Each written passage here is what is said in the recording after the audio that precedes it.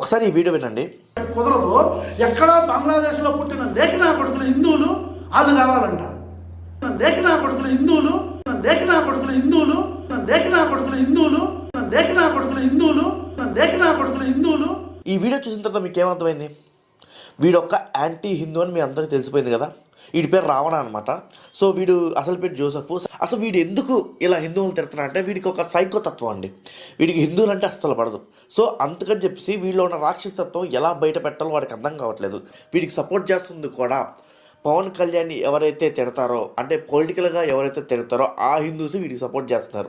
వీడు పక్క ప్లానింగ్తోనే చేస్తారు అనమాట ఇదంతా. అది ఎలా అంటే ఫస్ట్ వీడు హిందూ దేవుని ఇష్టం వచ్చినట్టు తిడతాడు, ఇష్టం వచ్చినట్టు మాట్లాడతాడు, ఏది పడితే అది వాగుతాడు, ఏది పడితే అది క్వశ్చన్ చేస్తాడు. వీడికి అవసరం లేని మతం గురించి కూడా వీడు మాట్లాడతాడు. మాట్లాడిన తర్వాత వీడు ఏం చేస్తాడంటే పవన్ కళ్యాణ్ టార్గెట్ చేస్తాడు. ఎందుకంటే పవన్ కళ్యాణ్ టార్గెట్ చేసిన తర్వాత వీడి మీద వీడు ఎంతమంది దేవుళ్ళు తిట్టినా, హిందూ దేవుళ్ళు తిట్టినా హిందూసే వీడిని పొగుడతారు. బికాస్ పవన్ కళ్యాణ్ యాంటీస్ ఉంటారు కదా. ఇప్పుడు YCP party, Pawan Kalyan anti party. So ఆ వైసీపీలో ఉన్న హిందూస్ వీడిని పొగుడతారు. ఇంకా ఎందుకు పవన్ కళ్యాణ్ తిట్టారు కాబట్టి. వీడు చేసే ప్లాన్ ఇదనమాట. సో పర్ఫెక్ట్ గేమ్ ప్లే చేస్తున్నాడు వీడు.